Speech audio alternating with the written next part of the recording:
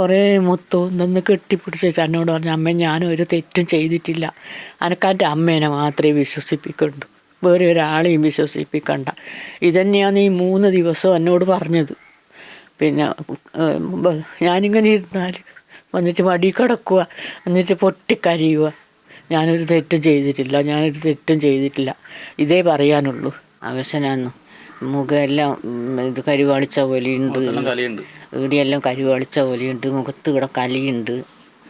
പിന്നെ അവൻ പറയും, ഞാൻ ചോദിച്ചു വന്നപാട് നിന്നെ അടിച്ചനാന്ന്.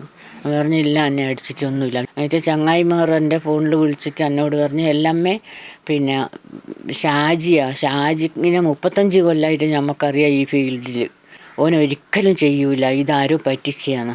നമ്മളെന്നാ പരാതി കൊടുക്കണ്ടേ? പോകാൻ പോയി ഇനി നമ്മൾ പരാതി കൊടുത്തിട്ട് എന്നാ വേണ്ടേ? ഓനെ കിട്ടൂല, ഇല്ലല്ലോ.